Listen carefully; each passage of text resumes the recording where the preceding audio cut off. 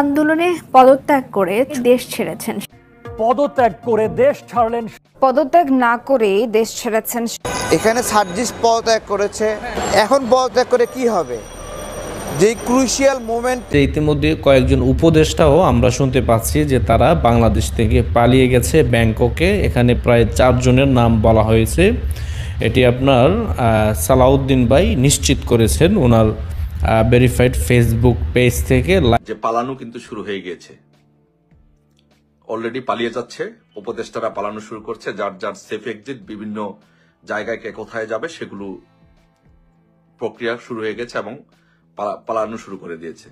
আজকে বাংলাদেশ টাইম বিকাল 4টায় ফ্লাইটে করে ব্যাংককে পালিয়েছেন উপদেষ্টা আসিফ মাহমুদ। দেশ ছেড়ে পালিয়ে গেছেন বৈষম্য বিরোধী ছাত্র আন্দোলনের 3 সমন্বয়ক। ক্ষমতা গ্রহণ করেছে সেনাবাহিনী।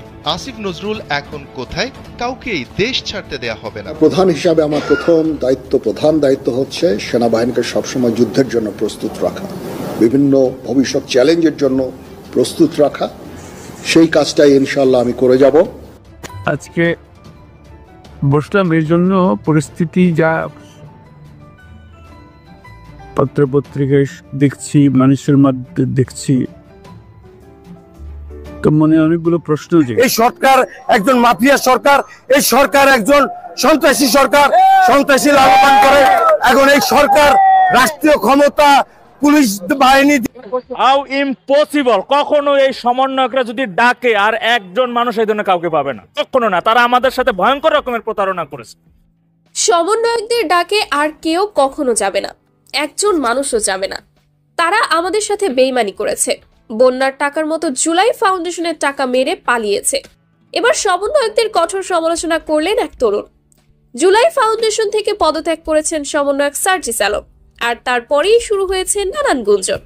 এক যুবক এবার দাবি করলেন বন্যার টাকার মতো জুলাই ফাউন্ডেশনের টাকা মেরে পালিয়েছে সার্জিস।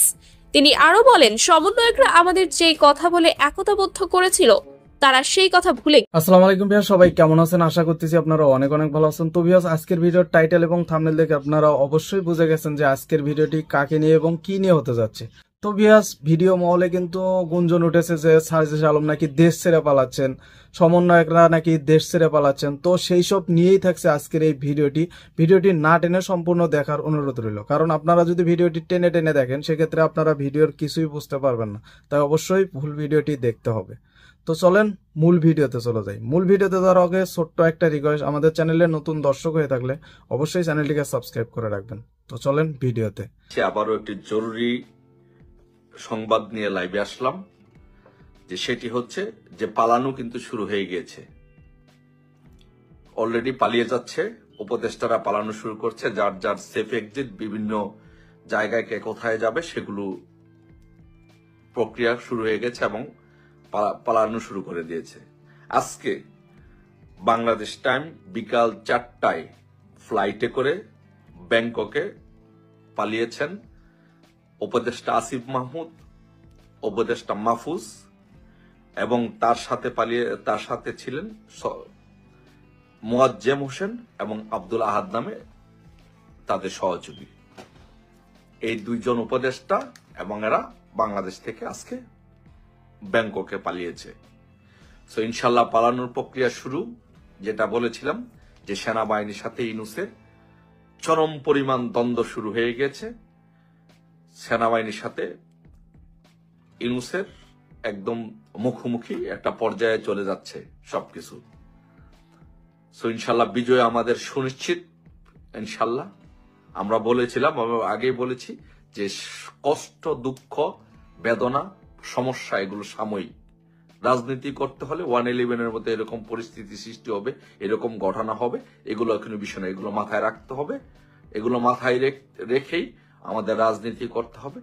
এগুলো সাময়িক বিষয়, কোনো সাময়িক বিষয়, এগুলো কোনো অ্যাক্সিডেন্টই, এগুলো কোনো বিষয় না, এগুলো বাদ। বিজয় ইনশাল্লাহ আমাদের সুনিশ্চিত।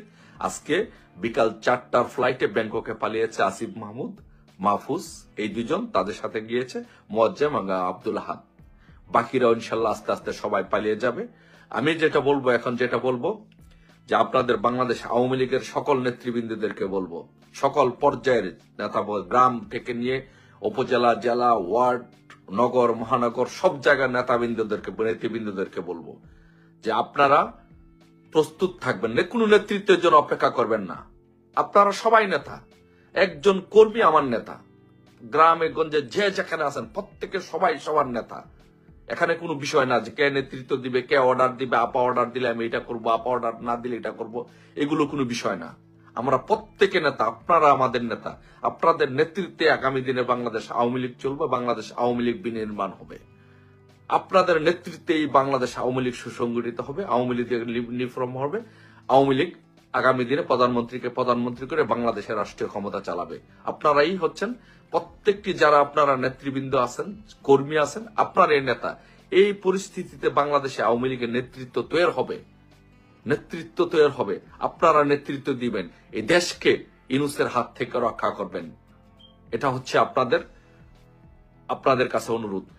কাছে অনুরোধ থাকবে যে আপনারা সারা বাংলাদেশে সকলে মানসিকভাবে এবং যার যা আছে তাই নিয়ে প্রস্তুতি থাকবেন, যার যেভাবে আছে সেভাবে নিয়ে আপনারা প্রস্তুতি থাকবেন, রেডি থাকবেন।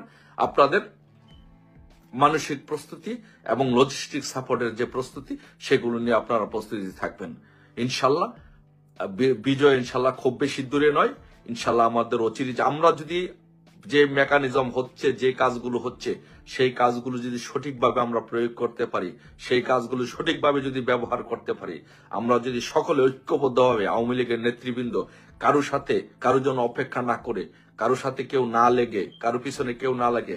আজকের এই পরিস্থিতিতে আমি আরেকটি কথা আওয়ামী লীগের নেতৃবৃন্দদেরকে বলবো, আপনাদেরকে বলবো, আওয়ামী লীগের কোন নেতা কর্মীর প্রতি কেউ কারো কোনো ক্ষোভ, দুঃখ, কষ্ট, বেদনা রাখবেন না।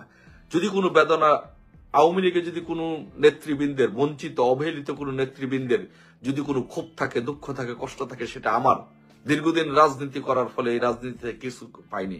তারপর আমি বলবো যে আমাদের আজকের এই দিনে আমাদের কারো প্রতি কোনো দুঃখ, বেদনা, কষ্ট, ক্ষোভ কোনো কিছু নেই। সবাই আমাদের ভাই। নিজের ভাইয়ের সাথে নিজের দ্বন্দ্ব হয় না, নিজের পরিবারের সাথে দ্বন্দ্ব হয় না, নিজের ভাই নিজের সাথে ঝগড়াঝাটি করে না, করে। আওয়ামী লীগ যে করে সেও আমার ভাই, আমার সাথে বিভিন্ন কারণে দ্বন্দ্ব হয়েছে, এগুলো আমাদের সব ভুলে যেতে হবে। একটাই টার্গেট, বঙ্গবন্ধু কন্যা শেখ হাসিনাকে বাংলাদেশে এনে প্রধানমন্ত্রী করতে। দেশ ছেড়ে পালিয়ে গেছেন বৈষম্য বিরোধী ছাত্র আন্দোলনের 3 সমন্বয়ক। ক্ষমতা গ্রহণ করেছে সেনাবাহিনী। আসিফ নজরুল এখন কোথায়? কাউকেই দেশ ছাড়তে দেয়া হবে না। শুক্রবার দিনগত রাতে এমন গুজবের সয়লাব ছিল সামাজিক যোগাযোগ মাধ্যম ফেসবুক। এ রাতে একাই 3টি গুজব ছড়ান নিষিদ্ধ ঘোষিত ছাত্রলীগের সাবেক সাধারণ সম্পাদক সিদ্দিকী নাজমুল আলম। রাত 1:35 নিজের ভেরিফাইড ফেসবুক পোস্টে দেয়া এক স্ট্যাটাসে তিনি লিখেন, সব ভাগতাছে কেন? এর ঘণ্টাখানেক পরেই আরও একটি স্ট্যাটাস দেন ছাত্রলীগের সাবেক এই সাধারণ সম্পাদক, যেখানে তিনি দাবি করেন সার্জিস আলম ব্যাংকক, হাসনাত আব্দুল্লাহ কুমিল্লায় এবং উপদেষ্টা আসিফ নজরুল দুবাই। অর্থাৎ তারা যে পালিয়ে গেছেন এমন ইঙ্গিত দিয়ে স্ট্যাটাসটি লেখা হয়। ইডেন বে কক্সবাজার সমুদ্র সৈকতের উপর নিজেদের একটি ঠিকানা। মাত্র 5 লাখ টাকায় আপনিও হয়ে যেতে পারেন এই হোটেলের মালিক। এর মাত্র 9 মিনিট পর আরও একটি স্ট্যাটাস দেন নিষিদ্ধ ঘোষিত ছাত্রলীগের সাবেক এই নেতা। এবার তিনি প্রশ্ন করেন, আইন, বিচার ও সংসদ বিষয়ক উপদেষ্টা ডক্টর আসিফ নজরুল কোথায়? এই প্রতিবেদন তৈরির সময় পর্যন্ত তার ওই স্ট্যাটাসে প্রতিক্রিয়া জানিয়েছেন 10,000-এর বেশি মানুষ।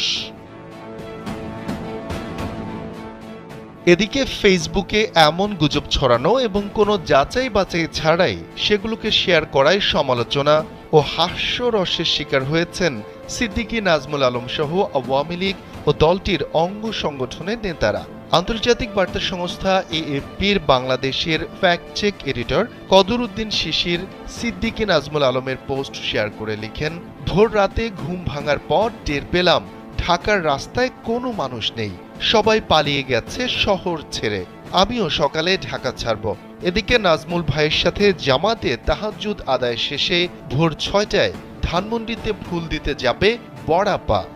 তো ভিউয়ার্স আজকের ভিডিওটি এই পর্যন্তই ছিল। ভিডিওটি আপনাদের কাছে কেমন লেগেছে, যদি ভালো লেগে থাকে অবশ্যই ভিডিওটিতে একটি লাইক দিবেন। চ্যানেলে নতুন হয়ে থাকলে অবশ্যই চ্যানেলটিকে সাবস্ক্রাইব করে নেবেন, কেননা আমাদের এই চ্যানেলে প্রতিনিয়ত নিউজ ভিডিওগুলো আপলোড করা হয়, তাই অবশ্যই সাবস্ক্রাইব করতে ভুলবেন না। তো ভিউয়ার্স ভিডিও সম্পর্কে যদি আপনাদের কোনো মতামত থেকে থাকে কমেন্ট বক্স খোলা আছে, কমেন্ট বক্সে কমেন্ট করবেন। সবাইকে অসংখ্য ধন্যবাদ এতক্ষণ আমাদের সময় দেওয়ার জন্য। পরিশেষে সবাইকে বাই।